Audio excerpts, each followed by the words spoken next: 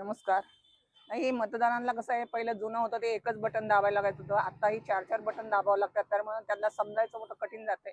पण त्या समजून घेतात. कारण आपण सांगितलं ना, की असं समजून सांगितलं, की 1ला कचरे, 2ला धुमाळे, 3 ह्यात 1 लाख कचरे आहेत आणि हे असं समजून सांगितलं ना, त्यांना बटन दाबून दाखवलं ना, की त्या समजून घेतात आणि विश्वास पण देतात, की आम्ही नक्कीच आता समजलोय.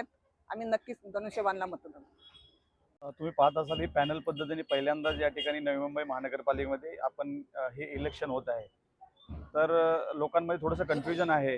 तरी आमच्या शिवसेनेतर्फे आम्ही प्रयत्न करत आहोत. सर्व लोकांना, सर्व नागरिकांना, मतदारांना आवाहन करत आहोत, की कशाप्रकारे हे मतदान करायचं आहे. ही नवीन पद्धती असल्यामुळे थोडंसं लोकं कन्फ्यूज आहेत. परंतु आमची सर्व टीम या ठिकाणी सज्ज आहे आणि सर्व लोकांना आम्ही एज्युकेट करत आहोत, की कशाप्रकारे हे मतदान करायचं आहे.